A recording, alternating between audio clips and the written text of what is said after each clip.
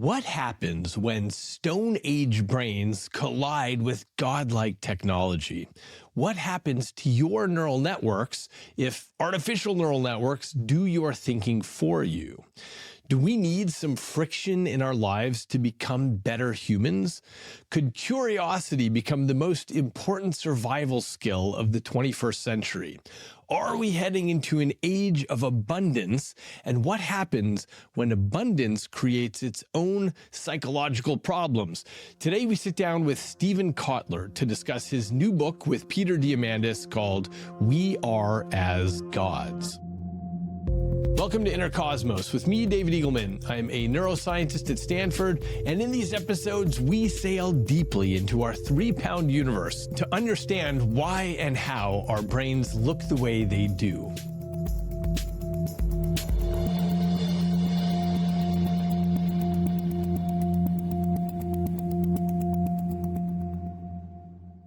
It's amazing being a human being in the 21st century because our brains were built to deal with a world that was small enough to understand. For most of human history, almost everything that mattered was somewhere nearby. Your food was close, your family was right there, the people who could help you were all within earshot, and the dangers that you needed to worry about were just around you. And the rate of change was slow enough that the world your parents grew up in was essentially identical to yours. That's the kind of environment in which human brains learned to operate. That's where they learned to notice opportunities and threats and to make predictions from the past. That's where they learned everything about staying alive. But then we ended up, just in the last second of evolutionary time, we ended up building a world that looks very different, such that now some event happens on the other side of the planet and it arrives in your pocket in 1 second. Or in just a few years, some technology goes from a lab curiosity to something that billions of people use. Or just think about the fact that you use the little magic rectangle in your pocket to write essays or translate human languages or create paintings that never existed or tutor you in any topic, and the list just keeps going and the pace just keeps accelerating. A friend of mine just returned from a big AI conference in Las Vegas, and he said that half the vendors there were walking dead, by which he meant that in the 5 months that transpired between the companies signing up for the conference and actually going to the conference, the AI world had evolved so much that their companies no longer made sense. For example, because OpenAI or Anthropic was now doing the thing that the company was doing.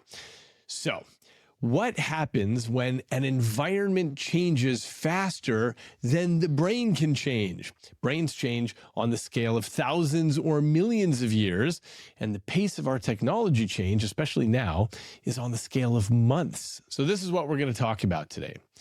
So let's start with how we think about technology. We generally talk about tech as a collection of tools like smartphones and AI and biotech and robotics and so on. But there's another way to think about it. Every one of these technologies we invent changes the environment in which our 3-pound brains operate.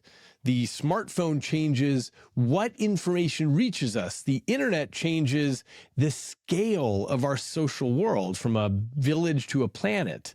AI changes the amount of cognitive work that we can get done in a day. Social media changes the number of things that we can pay attention to. And abundant energy changes what we are able to build. So every one of these technologies creates new possibilities for the mind, and it also creates new demands on the mind. So now we have a peculiar situation. A biological system designed for one kind of world is suddenly living inside another. And there are all kinds of questions that pop up, like what happens to memory when we can retrieve anything almost instantly? What happens to creativity when machines can generate an endless stream of ideas? What happens when we are constantly exposed to threats? What happens when useful friction disappears from our lives? And what parts of being human become more important as technology becomes more capable. So now, especially with AI changing everything about knowledge and creativity, this all gives us an extraordinary opportunity, and it also creates a psychological challenge. Because, as I talk about all the time on this podcast, our brains are prediction machines. We build models of the future from our experience of the past. And that works pretty well when the future resembles the past. But exponential change, like what we're living through now, exponential change creates a situation where our predictions are terrible. We can't accurately see around the corner to next year, because from now on, the future is probably always going to violate our predictions. The familiar landmarks that help us orient ourselves through time, these are all shifting fast. And when prediction becomes difficult, the brain tends to become more vigilant. It narrows its attention and starts looking for threats, and it clings more tightly to the things that are familiar.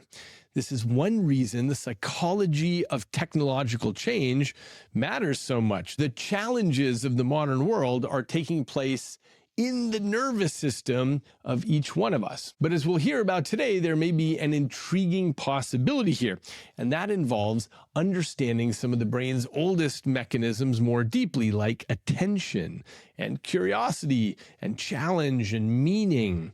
And one thing we'll talk about today is the state of flow. If you don't know what that is, stick around for a few minutes, because today we're going to talk with one of the world's experts on flow, someone who spent much of his career thinking about the past and future of human performance. Steven Kotler is an author, a journalist, a researcher, and the founder of the Flow Research Collective. He studies flow and creativity and performance and what happens when human beings operate at the edge of their capabilities. Steven has written 17 books, and his latest one is called We Are as Gods, which he co-authored with Peter Diamandis. We're going to hear more about that title in a moment. I sat down to interview Steven at the Human Plus Tech Week, which is a wonderful conference hosted by our friend Nicole Bradford. And Steven and I discussed everything from AI to how to preserve our human capacity for thought and creativity. Here's my conversation with Steven Kotler. All right. Well, Steven, it's great to see you again, old friend. We're going to talk about your book here. We're here in San Francisco, which is where Stewart Brand lives, who was one of the godfathers of Silicon Valley. And he made a statement in 1968 about our relationship with technology. What was the statement and what does it mean? In 68, Stewart Brand said, "We're as gods and we might as well get good at it." He was talking about technology. And in 1968, godlike technology was a little ways away. Today, it's a remarkably different story, which is where the title comes from. And so when we think about gods, we think about omniscience and omnipresence and creation and destruction and resurrection. What are humans given by the current technology that makes us godlike? So let's just use the terms. We don't call it omniscience. We call it Google or ChatGPT. We don't call it omnipresence. We call it Zoom. But the technologies and the capabilities are the same. In fact, at the start of the book, we took the Bible, the Old Testament. There are 83 miracles in the Bible. They break down into 10 categories. If you run modern technology through those 10 categories, we ended up with 12 pages of single-space technology. There's 6 pages in the book because I cut it in half. It was just too much. But the best example, I think, is the Science Corporation, which is going after macular degeneration. Blindness, curing blindness is a biblical miracle. Macular degeneration is a disease that affects 170 million people, and we've now got a technological cure for macular degeneration. That's a miracle of biblical proportion. Yeah.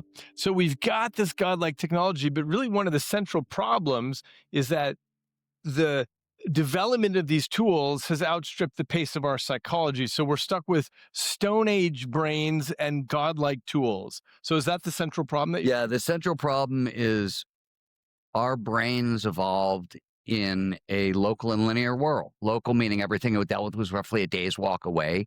Linear, the rate of change was really slow. So your great-grandfather's life was the same as his great-granddaughter's life. Today, the world is global and exponential. global. If it happens on the other side of the world, we hear about it milliseconds later, and exponential, meaning the rate of change is so fast, day to day is often very different. And the brain was just not built for this speed or this scale. So you and your co-author, Peter Diamandis, have written in the past about abundance, and abundance is a big part of this book as well.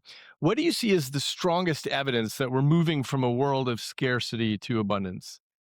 So in 2012, when Peter and I first wrote Abundance, the promise was, hey, there are these 10 technologies that are now advancing in exponential growth curves, and they should soon give us the ability to meet and exceed the basic needs of every man, woman, and child on the planet. And everybody said we were wrong. Everybody said we were wrong, right? And it's 12 years later, and just here are a handful of numbers of what's happened in the past 10 years. 200 million people have escaped extreme poverty. It's the largest reduction in poverty in the history of the world. 1 billion people gained access to fresh drinking water. 2 billion people gained access to electricity. And depending on how you work the numbers on the spread of smartphones, 5 or 6 billion people got access to compute and communications technology. Beautiful. And so when we think about abundance, we don't mean people having more stuff. We mean more optionality, more agency, things like that, right? I think abundance, when Peter and I were first thinking about it, is a world where we meet everybody's basic needs, but it's a world where everybody can go after their dreams, at least have the basic capabilities to give it a shot. That's what I think Peter and I were both thinking a lot about. And when you think about abundance, where is that most visible to you? Is that in compute, energy, education, medicine? Where do you see it the most? I think it's compute is really obvious. There are more smartphones on the planet than there are people right now, right? So it's like 1.5 smartphones for every person on the planet at this point. That's a massive amount of computing power. If you measure sort of the value density in a smartphone, back when we wrote Abundance, if you looked at a smartphone, it had about $1 million worth of technology, GPS and encyclopedias and whatever. Today, it's about $7.3 million worth of technology. So if you think about it, 6 billion people just got access to $7 million worth of technology in their pockets. Yeah. That's incredible. And actually, this is one of the things that makes me so optimistic, because cell phones were touted, just like all new technologies, maybe only the rich people will have it. But that proved not to be true. It spread around the world very rapidly. It's one of the interesting things about a lot of these technologies that we're really supposed to stay walled off. The classic example, and my co-author Peter likes to say this, if you came to somebody 3 years ago and said, hey, I'm going to have this technology that's going to be it's going to write pretty well, it's going to be able to answer most questions, and if you would just describe AI to them and say, okay, how much are you going to pay for this? How much do you think this is going to be worth, right? It's thousands of dollars a month that you're willing to, and it's free. We made it, not only is intelligence maybe one of the greatest breakthroughs in the history of the world, but it's available to everybody. Awesome. Okay, so I want to return to some of the themes of your book. Let's return to this idea about Stone Age brains in a high-tech world. We evolved, for example, detecting threat is very important. But now what does it mean that we're detecting threat all the time with our news feeds or job displacement or graphs of climate change or so on? How does our brain deal with this? Yes, this is interesting. I called this exponential leadership syndrome because I started first seeing it in leaders, and now it seems to be everybody else. And so the human brain, we evolved in an era of scarcity, and information was scarce, right? The first record we have of anybody who tried to count up the amount of information in the world, it was Buckminster Fuller. And in 3000 BC, which is the very first year we have writing, so things are being written down, we create about 1 gigabyte's worth of data. Right? That's not what the brain evolved to process. It probably evolved for a little bit less, but that's what this is the first year. Last year, we created 181 zettabytes worth of information. We went from 1,000 books or 4,000 books, that's about 1 gigabyte, if they're 300-page books, to I think it's 250 trillion books in a single year. The bandwidth of attention is still 180 bits wide, and working memory can hold 4 concepts. So we're suffering from a massive amount of information overload. It automatically leads to cognitive overload. It fills up the brain, you have trouble thinking. That goes immediately into what I think a lot of us are feeling, choice paralysis. We no longer know how to pick because there's too much stuff coming at us. Choice paralysis leads into a really interesting set of circumstances. You start to get meaning drift. So things no longer mean what they used to mean. And I think a lot of us are feeling that in our lives. Meaning drift starts to lead to skills erosion, creativity goes away, resilience goes away. This leads directly to burnout, which is why burnout is now at an epidemic proportion. I think we're all feeling this. And this is just information overload. We can go into what you were talking about, which is threat detection and everything else, but we'll just stop there. Good. And this is related to something which is, I know this is a problem that you've thought about a lot, which is when we look at an exponential future, we're very bad at modeling that. It looks more like chaos to us. And in part, that's because our brains are all about prediction, but we're limited. We have very limited internal models. And when the world's going like that, we're constantly bouncing off with incorrect predictions. Is that why? Yeah, I mean, we have the brain as a prediction engine. And it can only use priors. It uses past experience to predict the future. And almost everything we deal with is linear. And humans are terrible at tracking exponentials. We have very little idea on how to do it. In fact, like when I work with entrepreneurs and we're working on human performance, one of the things that we help them do is track exponentials. This is how you think in exponentials, because it's difficult for humans to do. And there's another reason we're bad at seeing that, and that has to do with cognitive biases, the way our brains are built. So tell us about that. So I think this is particularly dangerous in the modern world. First of all, as you said, most of us at this point are hypervigilant, right? We're taking in way too much information and the brain's getting afraid and it's collapsing in on itself. Threat detection kills curiosity. It makes us logical and linear, right? The more fear in our system, the more the brain wants to be tried, true, safe, and secure. Give me something that worked 1,000% of the time. We also have loss aversion. Loss aversion is the idea that whatever is coming, it's going to be worse than what I already have, right? So don't take away what I've got, because we have a negativity bias. The number's weird, and I don't think this is a real science fact, but the metaphor is we take in 9 bits of negative information for every positive bit that gets through under normal conditions. And when threat detection gets cranked up, that ratio changes. And you got to remember, consciousness is 120 bits wide. So if you're getting 9 bits of negative for every 1 bit of positive that's getting through, and then you have a negativity bias making that worse, you're not getting a whole lot of new information. Yeah. And negativity bias, of course, is so important because that's the stuff that's important to pay attention to. Yeah, okay, so it's very hard to see the future. So something that you've been studying for many years is this concept of flow. So tell us what flow is and tell us why it can serve as an antidote to future shock. So flow, as most of you guys know, is an optimal state of consciousness where we feel our best and we perform our best. More specifically, it's any of those moments of rapt attention, total absorption. You get so focused on the task at hand, so focused on what you're doing, everything else just starts to disappear. Time will pass strangely. Usually it speeds up. You just get so sucked into what you're doing. An hour goes by in what feels like 5 seconds. And throughout all aspects of performance, mental, physical, and emotional tend to skyrocket. So there's a bunch of really big deals here. One of the easiest ones is when we move into flow, the brain pushes basically all the stress hormones out of our system. So it resets the nervous system. So that hypervigilance, that threat detection that we're feeling, flow calms that down, first of all.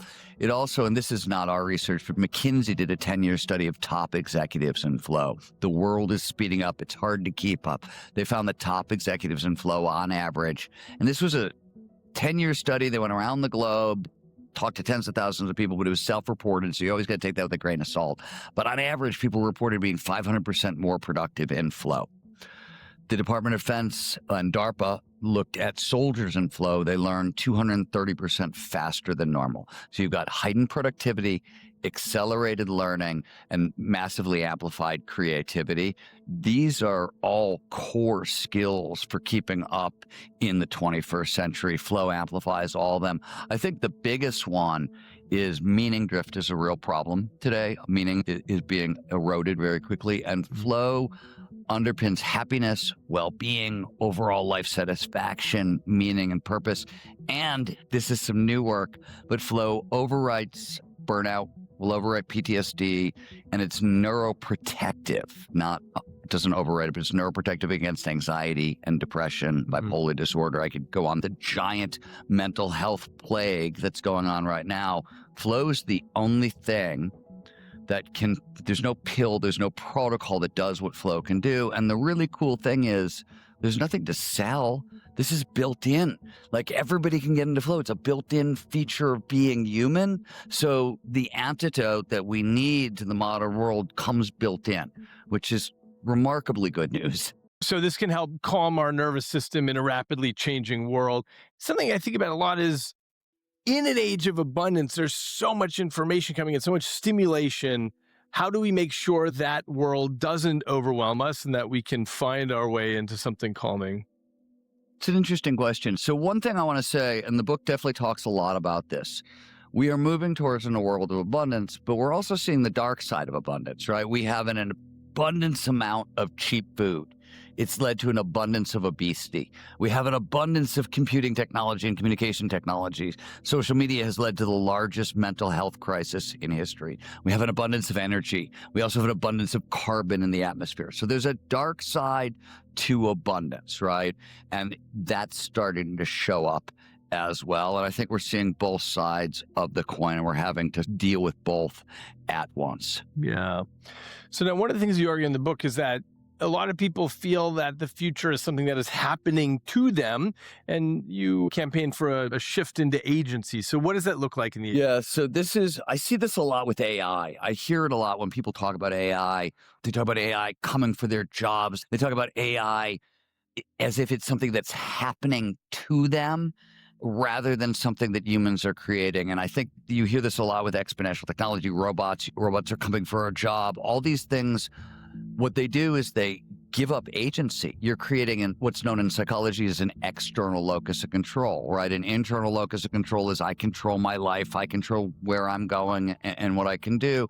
Once you have an external locus of control, you have a victim mindset. And the difficulty with a victim mindset is your brain is an efficiency engine. It always wants to save energy.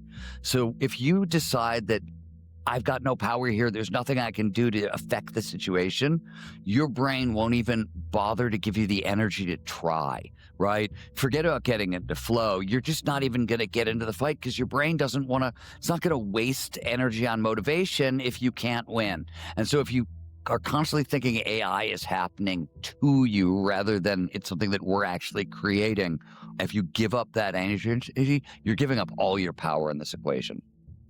One of the things I think about a lot is this issue about the capabilities that we're going to lose, not only because of things like memory outsourcing and hard problem outsourcing, but more generally just friction. We get rid of a lot of friction. And the question is, do we need friction to better ourselves as humans? Yeah, this is one of the things that we talk a lot about in We Are as Gods. You can't erase challenge from the equation for a bunch of reasons. One, you need challenge for learning, right? You need challenge for flow. One of the classic flow triggers is known as a challenge skills balance. Flow always follows focus, and we pay the most attention to the task at hand when the challenge of that task slightly exceeds our skill set, right? That's one of flow's main triggers. Flow underpins happiness and well-being, meaning and purpose. So if you start to erase challenge, you start to erase learning and flow and meaning and happiness and well-being. And I think it's really, in all these situations, you want to put challenge back into the equation. So what would you tell to some kid about how to make it so that AI enhances them rather than atrophies them? So I have a couple rules for working with AI that are really important. The one I always like to start with is, if you're working with AI and you want to maintain your humanity, the first thing to do is always write and think first. Never let the machine start. We have associative brains, right? So our brains are built to link ideas to ideas to ideas. If the AI comes up with the first idea, you've literally locked your brain out of the equation. You can no longer collaborate to your full extent. You've locked your creativity out. You've locked out your associative cortex. You basically locked out the whole generative creative process. And the AI is literally doing the thinking for you. So you always want to write first, use the AI for feedback, use it to stress test things, but you don't want to you have to start the thinking. Oh, excellent. And how do you think about flow and the world that you see as being a community issue? All of my books with Peter started because each of us were trying to solve a problem. Peter was looking at sort of the evidence for abundance, the stuff I laid out, the 200 million people, the reductions of poverty, and he was looking at the negativity in the world, and the evidence for abundance is saying this doesn't match at all. Like people think it's getting worse and worse, and the evidence shows that actually the world is getting better and better. That was what Peter was trying to solve. I was looking at all the dark side of abundance, is the challenge of abundance, and I was looking at the question of cooperation at scale. all of the biggest problems that we have in the world today, whether it's rogue AI or manufactured pandemics or environmental disaster, they're things that can only be solved by cooperation at scale, right? We have to be able to cooperate like never before. And interestingly, that was a nonsensical idea pre-COVID. And then COVID happened, and for the very first time, we cooperated globally without a war or a sporting event. Normally, the only time we cooperate all together is if there's a war or a sporting event, right? But suddenly we cooperated like never before. And you can, however you want to come out on the side of the vaccines, fine. We got global cooperation and we got the fastest vaccine development in history. We got 17 different vaccines, and that was amazing. So that was the first thing I looked at, like, oh my God, there's proof of concept, and it was technologically enabled. The second thing I looked at is, and we've been in my lab, we've been working on a lot of this, there are now technologies for cooperation. So we know, for example, brain entrainment, synchrony, we're talking together. You know that our brain waves are syncing up. That's brain entrainment. It's a precursor to group flow. Group flow is the technology nature invented for cooperation at scale. We have a term for it. Communitas is group flow at scale, right? When you go to a rock concert, everybody's clapping with the music and merged in one. That's communitas. We understand what the precursors are. So we now have the technology to boost cooperation at scale. We have the technology to cooperate at scale, and we have evidence that we can do this. So that was the thing I was looking at in flow, because flow amplifies cooperation and collaboration. It fills you with all the pro-social bonding chemicals, right? If you've ever taken an organization, when you go to do a ropes course, that you're trying to get everybody into flows to heighten social bonding, right? It does that very quickly. We have technologies for that now. So that was the stuff I was looking at, and that gives me the most hope for the future is, wow, the thing we need to solve this problem is we need to be able to cooperate at a scale, and we've got the technologies to surround that problem for the first time in history. Excellent. And so one of the things you write about is that abundance without meaning, which we touched on, that's dangerous. So what human capacities would you want to really work on everybody enhancing in themselves so we don't end up without meaning? I think a couple of people have mentioned this today, but I think skills that were soft skills in the 20th century, whether it's focus and attention, meaning, creativity, all these things that were soft skills, they're mandatory in the 21st. And one of the main reasons is they're how we make meaning, right? And they're how we make meaning is the byproduct of it's combining hard work, meaningful work towards a purpose with flow, right? The best we get to feel on the planet is a purpose-driven life. And what that is, a high flow lifestyle where the thing that's driving you into flow is aligned with a cause greater than yourself. This is where meaning comes from. This is how we manufacture. And I think in the 21st century, we have to lean into it. We have to really constantly be making meaning for ourselves because the world's eroding it. And when you think about abundance, what's your nightmare scenario and what's your best case scenario? You know, I don't know if I have an easy answer for this. Peter, my co-author, has a good one, and I'm going to give you his. He thinks about it in terms of the Star Trek versus the Matrix. He thinks we either like double down on curiosity, we boldly go purpose and curiosity, versus the Matrix, where we just sort of plug in and tune out and live inside the simulation. Okay, last one, and then we'll wrap, which is, so if you were advising a 12-year-old kid who's just growing up into this world about what is the important thing to cultivate, what would that be? I emphasize curiosity, but I emphasize curiosity for a really psychologically stabilizing reason. Curiosity is how we take information overload and how we take novelty in, and we dial down the threat response with curiosity. That's exactly how you neutralize the threat response in the face of so much novelty, which is coming at us. So to me, that's the fundamental life skill in the 21st century. If you can't lead with curiosity, you're going to get eaten alive by the technology. All right. Congratulations on the new book, Steven.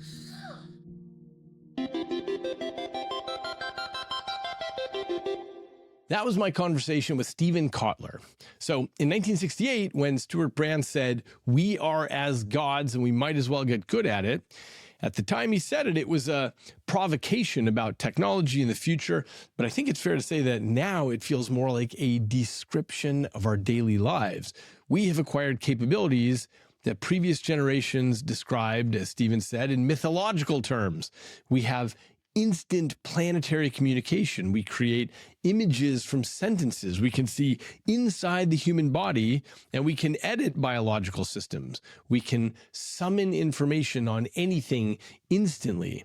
And now our machines are doing cognitive work that is so sophisticated it's sometimes not even understandable by us. And given that we've only taken the first few steps on this road so far, we're really just starting to figure out what these capabilities are going to mean. In other words, what happens to this animal species, us, when our technological abilities come to so vastly outstrip our biological abilities? Steven and I mentioned that when the environment changes exponentially, our predictive internal models struggle to keep up. The world is accelerating at a tremendous rate while our nervous systems still process reality one moment at a time. That may be one of the central psychological problems of the coming decades. We are building environments that operate at machine speed while inhabiting bodies that operate at biological speed. And this gives us a fascinating challenge. We tend to think of the future as a technological problem, like what should we build next? But there's another category of question that's just as important. What kind of nervous system do we want to bring into that future? What happens to our attention and our curiosity and our memory and our creativity when machines generate endless possibilities? And what happens to motivation when we remove most of the obstacles that force us to develop skills?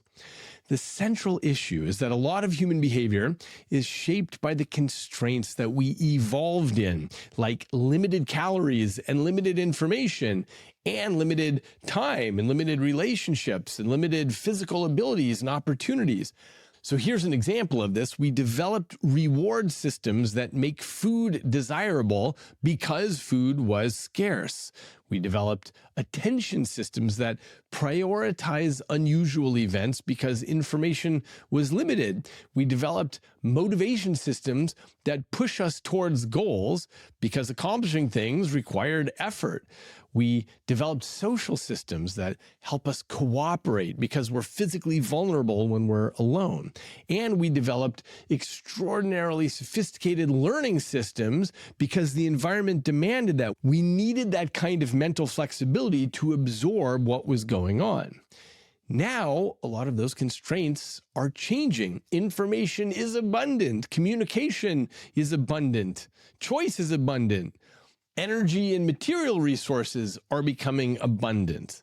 Now, abundance sounds like an unqualified good, but Steven made the important point during our conversation that abundance can generate its own problems. An abundance of food can produce health problems. An abundance of information can produce cognitive overload. An abundance of stimulation can make sustained attention difficult. An abundance of computational power can create new forms of dependence.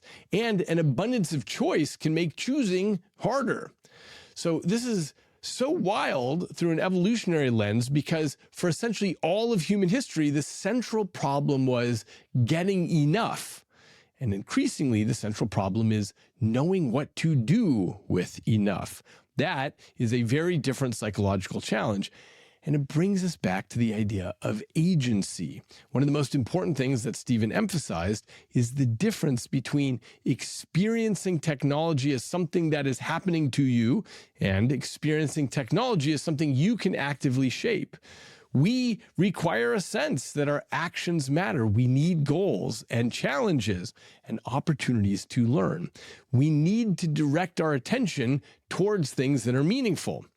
And to my mind, the most important thing for us to remember in an age when technology can make almost everything easier is that there's always a temptation to remove obstacles. We try to make everything instant, like information, bang, and communication, and transportation, and creation.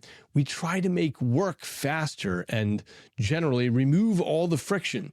Now, there can be a lot of value in that. But there's also something worth protecting in the experience of having to struggle with a problem long enough for your brain to change. Learning requires effort. Skill requires repetition. Creativity often requires staying with a problem through periods of uncertainty. Meaning often emerges from sustained commitment. So the way I've been thinking about this lately is that there are two types of friction we should be making a distinction between. There's vicious friction and virtuous friction. Vicious friction is all the time-wasting stuff we do, and if computers and robots can take care of that, awesome. But virtuous friction is the stuff that forces the brain to develop. It's the hard problems that we tackle that lead to useful changes in the configuration of our neural networks. This is where the brain develops. And so I think this increasingly is one of the great design problems of the future. We are building machines that remove obstacles, but we have to decide which obstacles we actually want removed. We're going to be able to outsource huge portions of memory and calculation and navigation and writing and planning and decision making. And that could free us up for extraordinary things, but it could also change the skills we practice. And the reason this matters is because whatever the brain practices, it becomes better at. This is the heart of brain plasticity. The brain constantly adapts to the demands placed upon it. So as we fall headlong into this future, what are we going to ask our brains to practice? If we spend our days consuming machine-generated information, our brains will adapt to that environment. But if we spend our days generating our own ideas and asking questions and exploring and creating and collaborating with machines, our brains will adapt to that environment. And this is why I loved Steven's suggestion about AI, which is do your own thinking first. Start with your own ideas and then bring the machine into the process. So this brings us back to the title of Steven and Peter's book, We Are as Gods. I've always found Stuart Brand's quotation very sobering because obviously having godlike tools does not automatically give us godlike wisdom, just like having access to a huge sea of information does not automatically give us understanding. And just like having extraordinary power does not automatically give us good judgment.